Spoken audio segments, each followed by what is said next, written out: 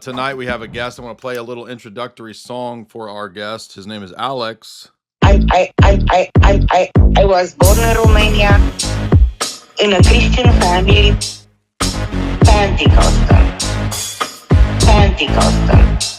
I was born in Romania in a Christian family, Pentecostal. All right, I'm not gonna play that whole song. Y'all can go vibe out to that classic track very soon. But it's relevant for our guest because Alex himself was a Pentecostal. He was raised a Romanian Pentecostal, and he has an amazing story about how he eventually found his way by God's grace and divine providence to the Orthodox Church. Alex, how you doing, dog? I'm great. Thanks for having me on, Jay. I appreciate that shout out to the Romanian mafia there. It brings me back. I'm assuming like every group has a mafia. Is there an actual Romanian mafia? Yeah, we try to keep it low key though, because Romanians, you put them all together. The only way you can get them to do something is if you have one strong man in charge. It's really, truly a shock that it's not a Catholic country. I think because Orthodoxy is so intertwined in the DNA, that's how they were able to work it out there. Well, you being a lawyer, you could be like the conciliary, to the crime family. You could give them all the legal advice.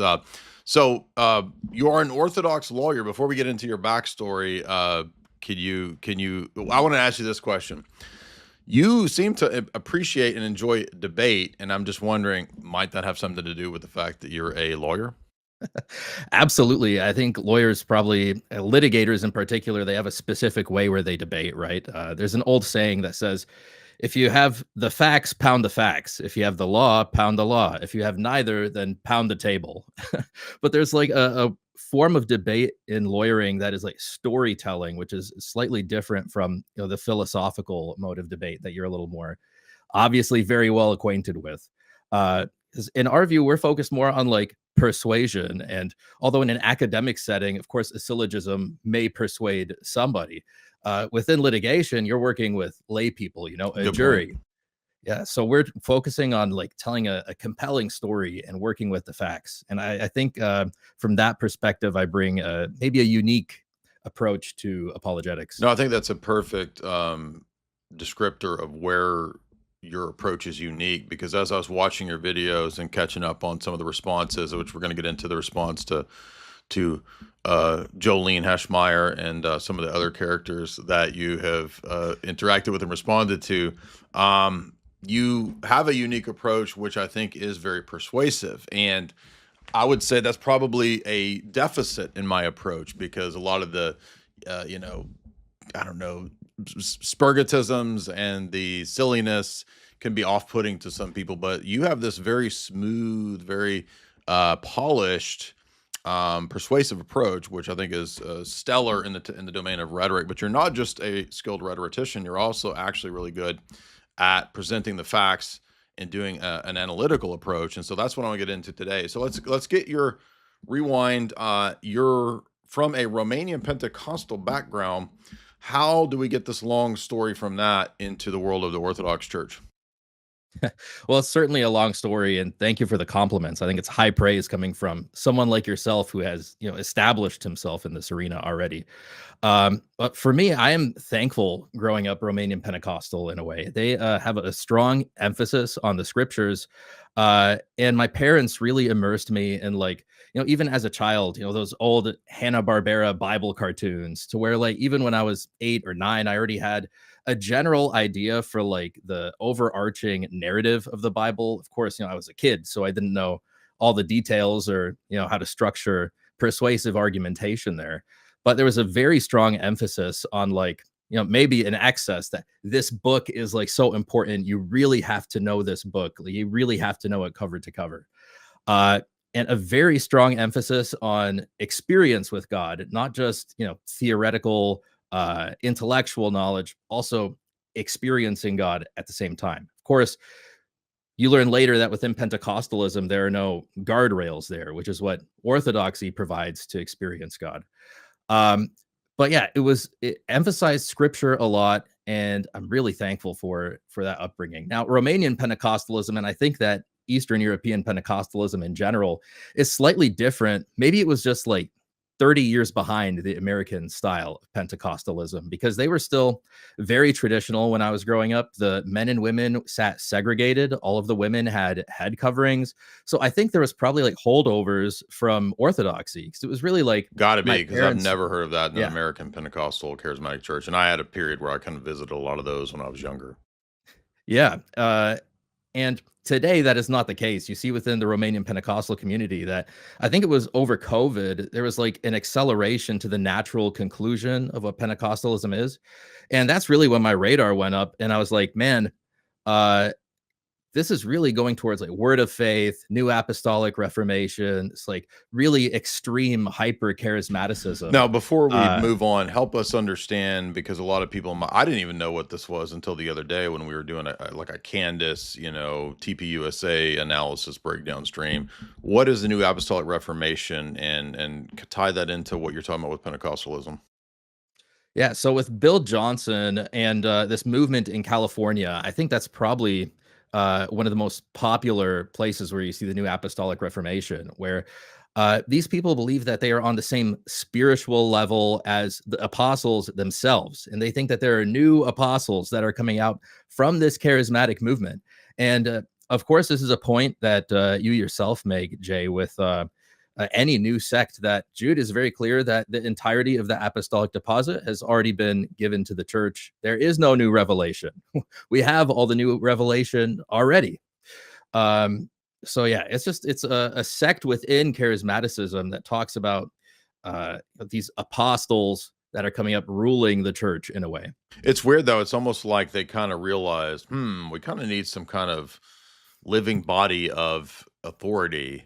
Let's just say we're apostles. You know what I mean? Like maybe they're sensing that, there's something missing in the world of nobody can bind anybody else, in terms of conscience in the Protestant world. So, I mean, I know it's silly, but it's always funny when you get like these elements of evangelicalism or Protestantism that kind of start suddenly tacking on ideas that are already kind of in orthodoxy. There was a push, for example, some years ago, about 20 years ago, when the emergent church movement was kind of getting popular, which was a very obviously concocted sort of corporate approach to Christianity. But what was funny about it was at a certain point they started saying, "Ooh, why don't we put like liturgical patterns into the worship? Like instead, it's like they just had this new, branding idea, and it's like this is not new. Is like you're doing the things that have been here for 2,000 years."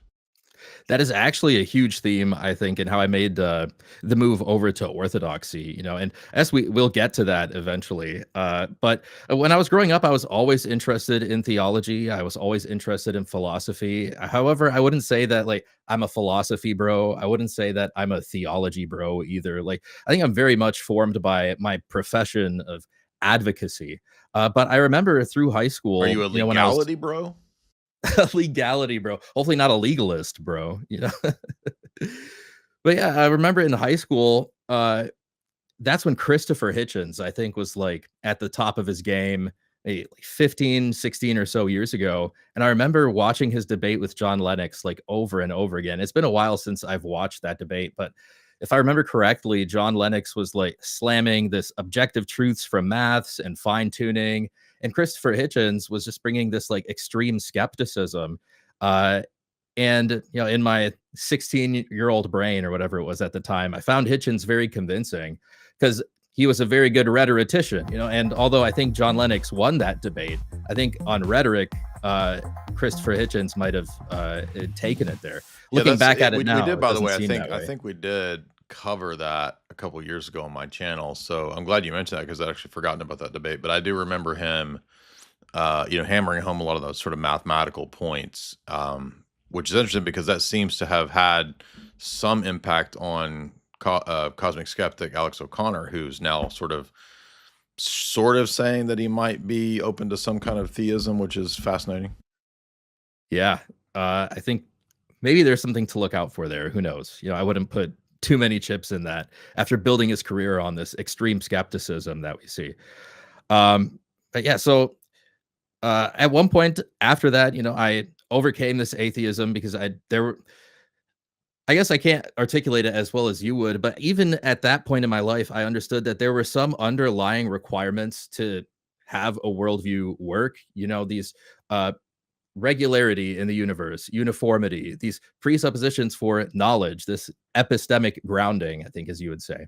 I was like, this atheism thing is not going to work out. And, you know, luckily I had some very good mentors in the Romanian Pentecostal community then that had actually gone to So, seminary, gotten their degrees, so were were interested. you atheist for a period or just sort of open to it? It was maybe 5 or 6 months. You know, I think everybody kind of has that edgy phase in their like Yeah, late right. teens and 20s where they consider it. And that's more of what it was like. Um, Uh, but I considered going into theology at one point there because I knew I wanted a career of like talking to people, uh, and you know, helping people through their problems. And then I talked to one of my mentors, and he was like, you have to be prepared to be like very poor for your life. And I was like, that's probably not probably not the move for me. So that was a very good sobering conversation. Now, I think today in Pentecostalism, you would not hear anybody talking about that. God is going to provide for you. You just sow a seed here and you'll get sevenfold in return. You know, that Yeah, kind of thing. would you say that the word of faith type stuff has really spread everywhere, even into the like the Romanian Pentecostal circles? Because that's odd, to me. I remember when I was visiting some charismatic Pentecostal type churches when I was first reading the Bible back in the late '90s. The word of faith kind of name it, claim it, blab it, grab it, Kenneth Copeland stuff. That was all only on TV. And it wasn't really in like local sort of charismatic Pentecostal churches in the Bible Belt. Would you say that's different now? Is it like kind of spread to other areas? Absolutely. I think if you find a more conservative Pentecostal church within the Romanian community, that is the exception to the rule. I think the rule is that they are leaning more towards that word of faith type of name it and claim it theology. Absolutely. Okay, so Yeah. let's get back to your story. So pick back up where you were. I apologize. I didn't mean to get us distracted, but you were talking about meeting some sort of mentors in your, which is again, that's very rare to me to have the sort of mentors in that domain because usually there's not a lot of wisdom in that domain, at least not in the Bible Belt, because that was my only exposure to this kind of flavor of Christianity. But so what what was happening next to get you kind of were you beginning to question Pentecostalism? By the way, was this a Trinitarian or anti-Trinitarian oneness Pentecostal? This was Trinitarian, luckily. Luckily, I wasn't born into a oneness Pentecostal, but I mean, I was at a point in my life where, uh, you know, I was interested in these things and these theological issues, and we would always go back and forth. And it really seemed like the only two positions were like Baptist or Pentecostal, because, you know, Roman Catholics, they worship Mary, and the Pentecostal Romanians, when they migrated to America, they had a very like sour taste in their mouth, I guess, from the Orthodox Church, because there were a lot of conflicts between the Orthodox Church at that point and the Romanian Pentecostal sectarians. So it was like, well, the Orthodox were mean to us in Romania, so that's not an option. The Roman Catholics, they worship Mary, so that's not an option. Lutherans are like, okay, I guess, but there wasn't really an emphasis on church history there, which I assume now is probably for a good reason, because if you look at the founding of Pentecostalism with Charles Parham, who is like more probably he probably was a homosexual, like a very open racist, like not race realist, like actual racist. And then the emergence of the angelic language speaking in tongues over time.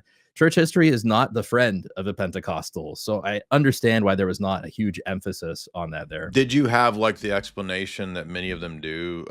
Like if this topic came up that, oh, well, Paul's clearly talking about a kind of an angelic prayer language, or did you have some other explanation?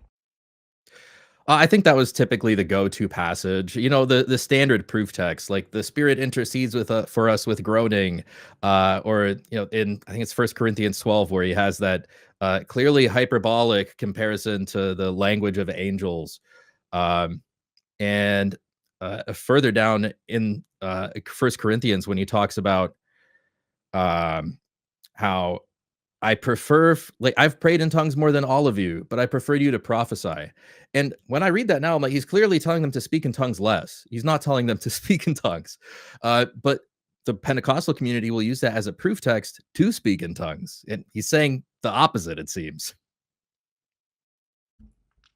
Yeah, so that's a classic, issue that we've covered many, many times in the last few months because I had so many people sort of saying, "Hey, when are you going to cover more charismatic Pentecostal issues?" And then we did multiple streams, public and private. One of them I think was even like 4, 5, 6 hours. But one of the issues that you hit on, I think, in the discussion that you had with Cleve to Antiquity, what that you mentioned earlier was this idea of new ongoing revelation. So I'm always curious when I hear, former Pentecostals, like, did this issue ever come up when you were Pentecostal of the problem of like new revelations and pastors that claim to have a word of knowledge and then they get it wrong? And like, does that not count? Was that not God speaking through you? Like, does God get it wrong? Like, did any of that kind of like lodge in your mind as like a problem to kind of grapple with, or was it not really an issue? It was more of like a social, reinforcement to be like, "Oh, this guy prophesied something falsely, so, like, now we don't like him anymore," kind of thing. It wasn't really like we didn't think about it in terms of our theological system, which is, like, a huge problem. But usually it's just a rationalization, like, there's the reasoning I remember and that I see now is like, "Oh, well, the Holy Spirit gives revelation and prophecy to the individual, but because we're humans, we're, like, corrupted creatures, so when it comes out and we try to express the revelation, then it gets all messed up and jumbled up," which is like That's actually a pretty creative cope there. I like that one. That's pretty it's a good. huge problem for the Bible. Like, I was gonna say, like, wouldn't that apply to Paul writing epistles? And yeah. Um, okay, so now, so you've got these mentors. You're Pentecostal. Basically, at some point, there's got to be chinks in the armor getting exposed. There's beginning to be cracks in this paradigm. What were the first cracks that started happening? yeah. So I didn't really think about this until much later. I think I had already become a lawyer and become established. I was thinking about a career. I was considering maybe theology. I was dissuaded from that. I considered maybe going into like clinical psychology because, as I said, I wanted to talk with people and work with people. And then I show up to like Psych 100 and everybody has like wispy beards and fedoras and like vests. This is not my crowd or anything. So I decided like maybe I'll go to law school at that point. So I go through law school. I find some mentors in the legal realm within litigation.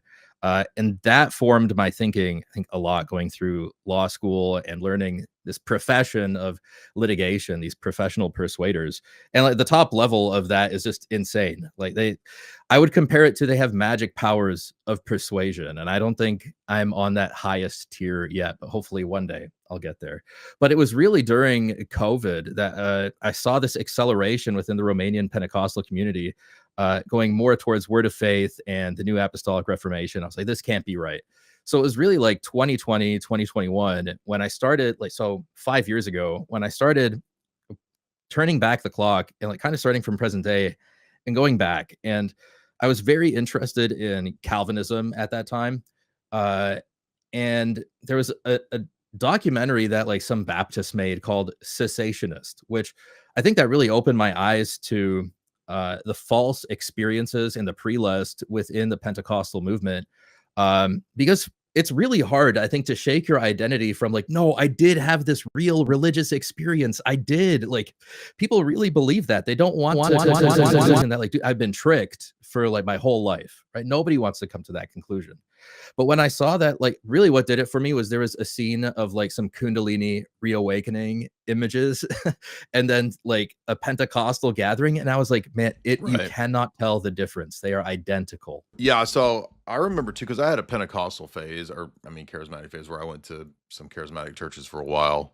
And I think eventually what really sort of stuck out to me was I thought, in good faith that, well, this is what's happening in the book of Acts, right? Like, this is them, they look like they're drunk in the spirit. That's got to be some kind of like overwhelming, flopping and rolling around and acting silly type of stuff.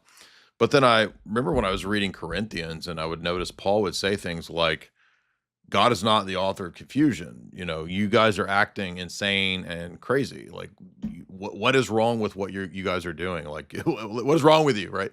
You got it all backwards. And I realized, well, so wait a minute. Actually, the way the charismatic churches operate is sounds like the things that Paul's complaining about, right?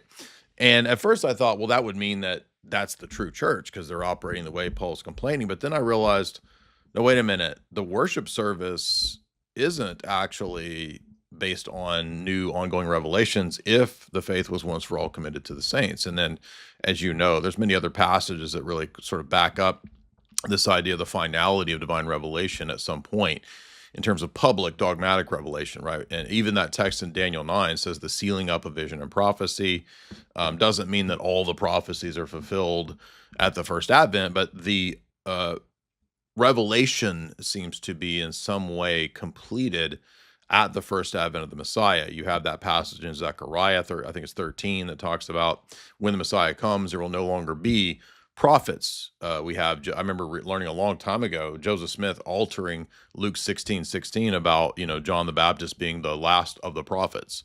And of course, Joseph Smith had to make that, some other wording so that he could be another prophet. And then I think, over time, as you mentioned, Jude 3 says the faith was once for all committed to the saints. Galatians 1, Paul says, no one else can preach a new gospel other than what I delivered. Well, that means there has to be some finality to what's delivered to judge anything, future-wise on this basis. And so even as you mentioned, when I was a Calvinist, I realized, okay, there's got to be some kind of finality to this because, God takes people that speak for him very seriously. And when you've got ministers and preachers and people who claim to be prophets getting things wrong, or their word of knowledge or their prophetic statements end up not being true, in the charismatic world, I was in there not a long time, maybe a year, but enough to see like, okay, this isn't really taken seriously. Like you get this wrong, it's like, oh, well, give us another shot here, right? Well, in scripture, right, the false prophets, as Jeremiah says, prophesy a vision according to their own hearts and not according to the Lord. And I was like, that's what's going on in a lot of these churches. So I mean, again, this is all kind of, old news to you, but I think for people in the audience, we have to keep hammering this home because here's what you'll notice as you start to make content, Alex. And I mean, you're already well into this. You will address a topic with the utmost precision for 3 hours. It will get tons of views. And the next day you will have someone say, when are you going to address Pentecostalism with any precision? It's like, dude, did you not just watch this? I mean, so get ready for all of that. But anyway, back to you. I'm sorry, I'm rambling. That's the whole sort of idea of the finality of Revelation. And then when I started reading the Church Fathers, as you said, you start realizing, hey, wait a minute, Montanus is like the same thing, and he was condemned in the 2nd century. So did you start to have any interest in the Church Fathers at this period, or was it just sort of the problems of charismaticism that made you think, okay, this isn't it? Well, it was a bit of an extended pipeline, I guess. Basically, I had this friend in Florida who, he did like seminary at Pentecostal seminary. He had more of an open mind to these kinds of things. And he said he very much disliked that I was getting into Calvinism. And he was like, you need to go read Dr. Michael Heiser's Unseen Realm, because in the chapter there, he makes a pretty good case against determinism. And I know Calvinists today try to like disavow the term determinism, but I don't think there's really any workaround with that. But I read Michael Heiser's Unseen Realm, and then he also recommended, because it also talks about like the divine council theology, Father Stephen DeYoung's Religion of the Apostles, Orthodox Christianity in the First Century. So going through Michael Heiser's work and then putting an Orthodox lens on that, because not everything Michael Heiser talks about is Orthodox. But then putting an Orthodox lens to that through Father Stephen DeYoung's work was like, wow, hold on a minute. There might be something here. Like one of my big objections was seeking the intercession of the saints, which is the video I dropped most recently. And the divine council theology makes, I think, seeking the intercessions of those members on the divine council feasible.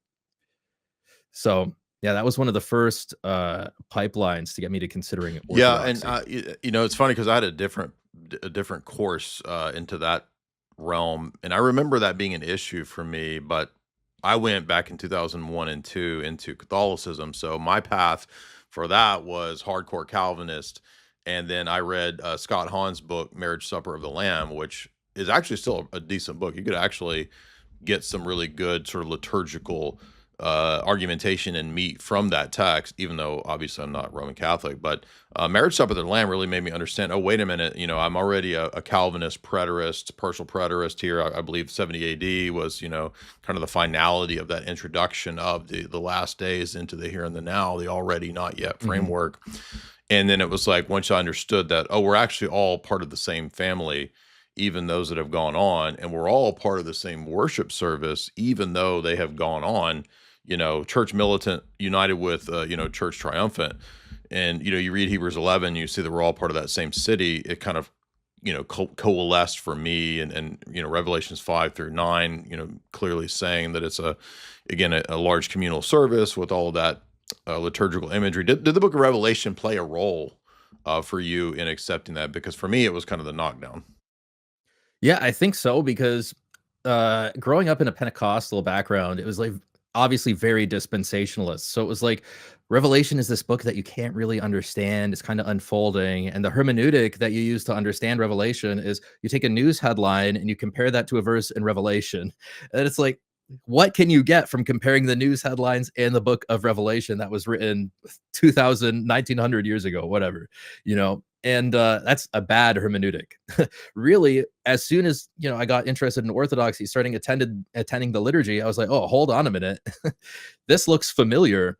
It was like, yeah, Revelation played a big role in that liturgical component, and obviously, other Orthodox influencers on YouTube, like yourself, like Seraphim Hamilton, I know is big on this about this like sacramental worldview. I think that played a big role as well, is consuming all of this content from the giants that have come before me, I guess, and have put So, out this did you content. have a period of Calvinism, or you were just intellectually interested, but you didn't go into a Presbyterian church or anything? Well, it was around 2018, 2019 when my wife and I we joined like a non-denom evangelical church. We left the Pentecostal movement. So that was more of a Baptisty church. I guess it would be like a reformed Like a soteriology with a James zing. White Reformed Baptist type idea? Yeah. Yeah, exactly. Um, and a few years after joining, reading more about church history, getting into the church fathers, there was just like something I couldn't stand about this like goofy Calvinism anymore. I just couldn't stand hearing anything about it. And I went to the leaders of that church, and that at that time, that was after Michael Heiser and Stephen DeYoung, and I started going into the church fathers. My mindset kind of shifted, and I was like, forget starting here and working backwards. Let's start from the book of Acts and move forwards. And I was like, let's just get down like the first 1,000 years of church history. Let's get Yeah, that down like tell me really about well. this, because you mentioned this with your interview with Cleve. You said something about kind of a lawyer's approach to analytically looking at each of the heresies as schisms historically. Is that what you said? Something like that? Yeah. So I guess the way my brain has been trained was to look at all of these as like court cases almost. So it would be like Montanus versus, the rest of the church, or Arius v. No, I Alexander. And think then that's you have, actually really yeah. genius. That's actually you, because I've never heard anyone think about it this way, but it actually makes perfect sense. Yeah, because I think folks today are very influenced by papism, Roman Catholicism, and they're under this assumption that councils like declare dogmas, and like that is one function, but it's not like the main function. I believe of a council is to like resolve disputes and to like find the truth out of this dispute. Right? You have Arius who got excommunicated by Saint Alexander of Alexandria. Was that right? What's going on here? What is the claim? What is correct? And then out of that, you get the infallible dogma that we hold on to. But like in law, there's a bunch of like obiter dicta in there as well, that like not everything from a council is infallible. And when I heard you talking about that, I was like, man, there are so many parallels in this dispute resolution mechanism within the church to actual modern law today, where not everything that the Supreme Court says in their 26-page opinions are binding on everybody. Like they're of course very weighty, but the part that you take out is like the actual decision, the holding, which the parallel to that in Yeah. orthodoxy would be the dogma. Yeah, exactly. And key point here too, and I meant to mention this in today's earlier interview when we were kind of working through some of the ecumenical councils in regard to Christology, and later, fifth and sixth council condemnations of monothelitism and that kind of stuff. Um, it's funny that in the Roman Catholic mindset, if you really thought that the church of the first 1,000 years was papal and was Roman Catholic, why all these debates? Why all of this arguing the nuances of Christology and monothelitism and this and that? Like, all anyone had to do was just so we were talking about the difference in the attitude between the Roman Catholic approach today, and we're going to talk about replying to Roman Catholics here in a moment. We were discussing the idea that the early church in the early ecumenical councils, it would have been so much easier to just ask the Pope what the right answer is. Why all of these disputes, all this nuance, all this terminology, when we could have just simply said, Rome, tell us what's right. And then because we're all papists, like clearly this is the easiest route to resolving disputes. But instead, we have very dogged debates, very abstruse discussions about very difficult theological nuances and technicalities. And so that shows us, I think, that again, the whole ethos of the first 1,000 years is clearly the Orthodox synodal model, not the Roman Catholic default autocratic model, which, as you're pointing out, like there's other things like the councils themselves, the process of the councils shows us so much more than just like the sort of clip and copy paste. Oh, here's the dogma. That's all that matters. Right. Well, for example, if you look at Constantinople I, you can't separate the pronunciation of the council from the theology of the Cappadocians and especially St. Gregory of Nyssa. And, if you have like a Roman Catholic mindset as an example, you can just sort of clip out what you want and say, yeah, I don't really care about like Basil and the Cappadocian model of, the monarchical Trinitarian view. I only care about the dogmatic pronouncement. And ironically, Protestants do the exact same thing as the Papists when it comes to these councils. And they say, I like what Athanasius said here about the deity of Christ. I don't care what the canons of Nicaea teach about the Eucharist and deacons and the episcopate. All of that is irrelevant to me. I just like this part. Papists do that exact same thing. I like this part. And really, ironically, it's only the Orthodox Church that is actually still doing the synodal model. Yeah, I think it's the only worldview that has successfully synthesized all of these things together into a coherent worldview. And they do this especially with the Holy Scriptures, this redefining, this doctrinal development. You see it in Protestantism, you see it in Papism. I think Holy Orthodoxy is the only worldview that has successfully integrated all these things together because it's true. It's right. It probably helps to win when you're winning a debate to actually be in the right position. Well, let's get back to your journey. So it's COVID's happened. You're investigating the church fathers now. Where when you say that, and we all kind of go through that, not that we're not still interested in the church fathers, but I think there's a freshness and a newness when you're an evangelical or a Protestant and you begin to read the church fathers. I started with things like St. Jerome. I started with Augustine. I started with Ambrose, all the Latin fathers. I did read Athanasius very early on, back in about 2001, and I was pretty quickly kind of struck with like, okay, they're not Calvinists, they're not Protestant. What was your journey into the patristic era writings, and how did that go? Well, I got this like little anthology by this Anglican scholar Bettinson, who has like little snippets from each church father for like the first 300 years. And it's like, what did Basil teach on soteriology? Okay, what did Gregory of Nyssa teach on soteriology? And it's kind of like a systematized little snippets, like a quote mine, I guess, but a well-intentioned academic quote mine. And I was struck by a passage from Saint Ignatius that said, if you follow a man who causes a schism, uh, you have what hope is there for you for salvation? And I was like, holy cow, like that is the entire Protestant movement, the whole thing. And then it's like, maybe I should go and like look at all of these schisms and see which one makes the most sense in each schism. And that's when I took that like uh that case law lawyerly approach where it was like, okay, we have two parties. Somebody's making an argument here. Somebody's making an argument here. What did the council decide and what was their reasoning for it? And trying to put them into the form of like a narrative or a case, for lack of better terms. And what, as you're doing this, as you're going through these heresies, and by the way, how far did you go up? Did you go all the way up to like the eighth, ninth century, or like where did that process of kind of doing the legal analysis end? Well, it was focused mostly on the 7 ecumenical councils.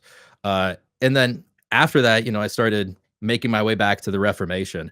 But by the time I got to like the fifth, sixth council, I had a lot of questions for my non-denom Baptisty evangelical pastors, and I had a few conversations with them, and nice people interpersonally, but I was shocked, Jay. I was shocked that these people have MDivs and doctoral level degrees. And if I talk about like, hey, doesn't monothelitism from the Sixth Ecumenical Council sound a bit like monergism in Yep. conversion? They look at me like I'm speaking another language. Like they have no clue what I'm talking about, like not an idea in the world. And I was like, man, these people have been shortchanged by their seminaries. So I started wondering, like, what do they teach in seminaries these days?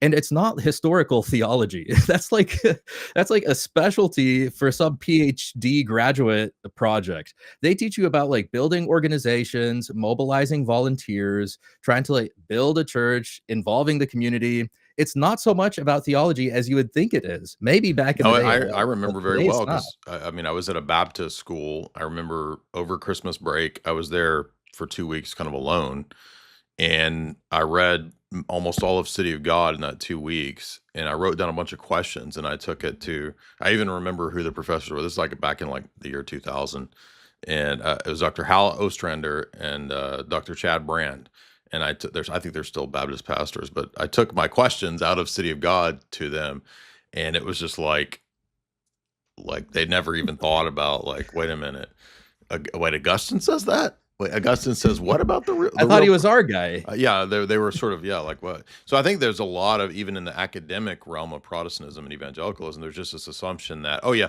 Augustine he's our guy, and that's Athanasius he's our guy. But then you actually start to read the letters, festal letters, this kind of stuff, the councils, and you start to realize, wait a minute, I'm not at all like in this domain. And I made the mistake, without knowing any better back in 2001, 2, 3 of just thinking, oh, it's either Protestant or Roman Catholic.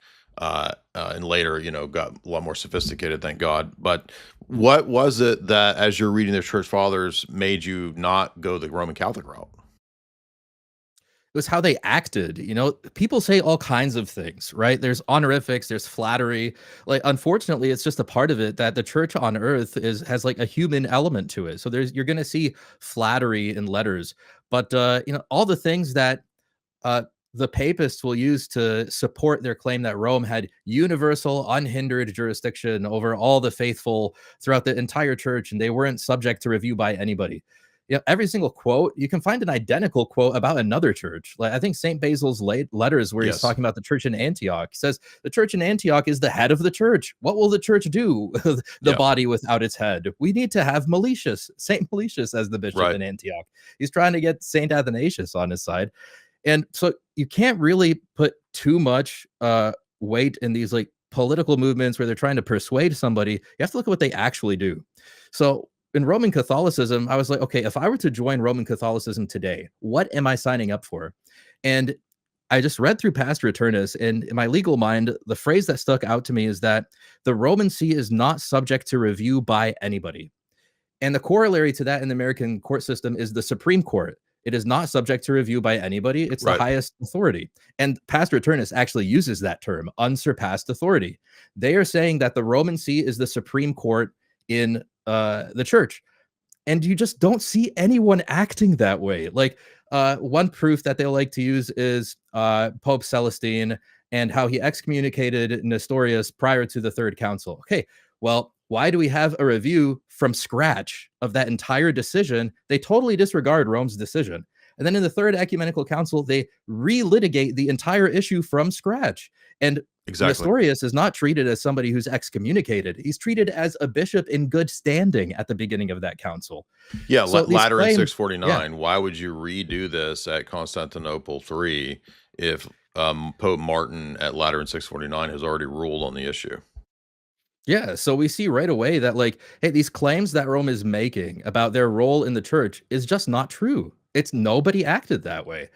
Uh, maybe later on they have some claims, and I think that's why they have to get into the minutia of the Latin, and like, didn't Saint Maximus the Confessor like teach that Rome was divinely inspired? Well, there's another bishop that says the patriarchate in Jerusalem is also divinely founded, I think, has divine foundation. So you have all this flowery honorific language going either way. Okay, that's fine. What did they do? How did they act? And they didn't act Yeah. in a way that's conducive to the Roman Catholic Well, the other paradigm. thing too is I've noticed amongst Roman Catholic apologists that there's a heavy, heavy tendency, especially in the last 5 years of this discourse, and I've been in this, you know, contra Roman Catholic, pro Roman Catholic discourse since 2001, 2000, right in there is when I really started getting into these kinds of apologetics. And I noticed that it's gotten less and less academic, and it's actually more and more, at least on the internet sphere, um, like not even polemical. It's just more like meme warfare now, because the domain of the Roman Catholic apologists, actually they tend to just completely ignore any counter objections. And when it comes to the way that we approach these topics, I think we do pretty good on the Orthodox side of dealing with the steel man of the Roman Catholic position. Okay, what's their strongest case? It's going to be, Hormisdas. It's going to be Pope Agatho's letter, right? So we're going to have to work through and deal with these. The Roman Catholic position, they don't even address the things that we bring up. It's never touched on, at least not in a lot of what I see. Maybe Jolene Heschmeyer has touched on it. I don't know, but we're going to talk about that here in a bit. But I mean, I just feel like they're just sort of breezing past, and they've long given up steel manning the positions, at least from the majority of their apologists. Yeah, so like I said at the beginning of our talk here, that like when a lawyer will like analyze this, they'll be like, okay, what are the facts? Like what happened? And then like what is the law? What is the principle that you can draw out of what happened? So my investigation at first was like, okay, objectively, what happened? And I have Philip Schaff's 8 volume set on the history of the church. He's Protestant. He doesn't have a bone in this fight to be Roman Catholic or Orthodox. And I have a few other historical books up there. And if you just read the source documents themselves too, like nobody is going out of their way to submit to Rome. So when I went on this like fact finding expedition to be like, what exactly, like, let's get to the bottom of this. Like, what happened? It seemed very clear to me that like Roman Catholicism, that is not the correct church. It's not the church that you see for the first 1,000 years. It's certainly an innovation.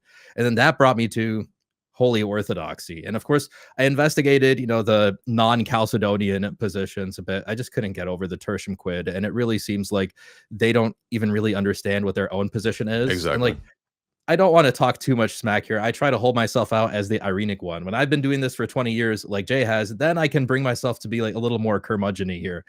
But I really just I don't think they understand what their position is. Whenever I hear them talk about it, it's just like, okay, so a composite nature. And they're like, no, not exactly. It's okay, what are you saying? And then because I did catch a bit of the stream earlier, I understand why Kai is like, hey, you need to write down what you believe because I don't know what you believe. I can't engage in a debate with you if I don't know your position. I don't want to be swinging at ghosts.